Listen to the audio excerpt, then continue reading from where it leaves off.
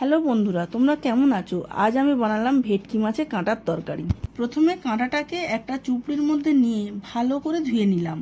এরপর একটা থালার মধ্যে নিয়ে পরিমাণ মতন লবণ, 1 চামচ হলুদ গুঁড়ো, 1 চামচ লাল লঙ্কা গুঁড়ো দিয়ে ভালো করে মাখিয়ে নিলাম। কড়াইয়ের মধ্যে তেল গরম করে নিতে হবে। তেলটা গরম হয়ে গেলে কাঁটাগুলোকে লাল লাল করে ভেজে নিতে হবে। মাছের কাঁটাগুলো আমার ভাজা হয়ে গেছে। একটা পাত্রের মধ্যে আমি তুলে রেখে দেব। আবার ওই তেলের মধ্যে আলুগুলোকে ছেড়ে দিলাম।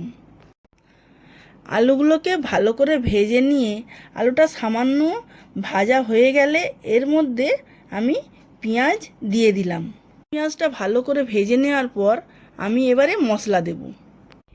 এবার এর মধ্যে 1 চামচ হলুদ গুঁড়ো, 1 চামচ লাল লঙ্কা গুঁড়ো, 1 চামচ জিরে গুঁড়ো, 2 টেবিল চামচ আদা রসুন বাটা দিয়ে ভালো করে কষিয়ে নিতে হবে। 10 থেকে 15 মিনিট কষানোর পর অল্প জল দিয়ে ভালো করে নাড়াচাড়া করে নিতে হবে। ভালো করে মশলাটা কষানোর পর পরিমাণ মতন জল দিয়ে দিতে হবে। জল দেওয়ার পর পরিমাণ মতন লবণ দিয়ে দিতে হবে। বন্ধুরা, আপনাদের ওখানে মাছের কাঁটা পাওয়া যায় কি না কমেন্ট করে জানাবেন।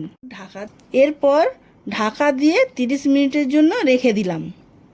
ঢাকা খোলার পর আমার ভেটকি মাছের কাঁটা তৈরি। সবাই ভালো থাকবেন। লাইক, শেয়ার, কমেন্ট করবেন। ভিডিওটা ভালো লাগলে অবশ্যই সাবস্ক্রাইব করবেন। নমস্কার।